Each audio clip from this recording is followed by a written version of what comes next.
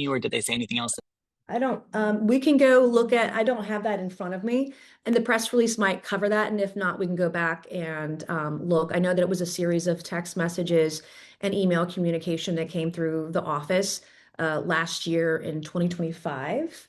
And, I'm just grateful to the FBI for following those leads. A lot of times, we report this stuff all the time, and then just like nothing happens. And so it can be incredibly frustrating. So in this case, I am very, very grateful for the feds for stepping up and pursuing this to the fullest extent of the law. I'm just so grateful for it. Yeah, the one we had mentioned was the if you stepped outside, but Mhm. we can go back and see if there's anything else we can share. Yeah, but it was as well. multiple, it was a series of messages.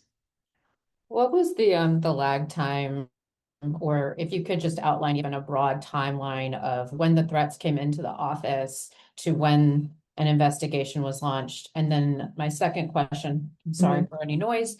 The second question was, you said that this individual has actually been arrested. What is the name of this person, just so that we I can don't go I back don't to have our it, and I don't have it, but we can get it to you after this. I didn't put it in the press release either. When I drafted the press release, I wanted to, at the time, it's been over a month now. We've known for a couple months that this was happening. Wanted to be particularly sensitive to, an investigation and their negotiation or working with the individual to come to a guilty plea, et cetera. So I was trying to be sensitive to that as well, but it might be something we can give to you on background. So you can go look it up yourself. Um, but I believe it was Indianapolis, Indiana. So this happened but I believe the early part of last year, early to mid part of last year, we found out about the investigation and the arrest and the prosecution towards the end of 2025. And uh, and so we wanted it to get a little further along before we said anything about it. As you all know, I've been very outspoken about political violence, and it's just increasingly gotten worse. So you think about it, Caitlin, it's pretty fast on the draw, if you ask me, all things considered. All right. Anything else? Maybe one more question, if anyone has one. I do. This is ABC4 in Charleston. It's completely unrelated to this. So if everybody else wants to hop off, or if there are any other questions about this before we move on. Okay.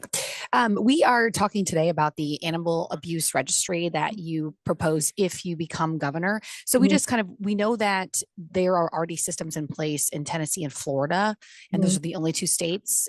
How would you, if elected governor, how would this system be created? Who would be tasked with that? Well, I think it can be pretty easily done. The state already has the information. So whether it's like on SLED's website or, the court's website, having some kind of a registry with existing data, honestly, it's really just a spreadsheet that is searchable online. Okay. And then would this be for misdemeanors and felonies, or felonies only? I would want it to include everything, misdemeanors and felonies. But I'm looking to what other states have done. Florida just implemented theirs. I know Tennessee's is pretty new too. And as you all know, there have been a lot of efforts over the years in the state legislature to address animal cruelty. It continues to be a problem in South Carolina, and this is just a small part that can make a big difference.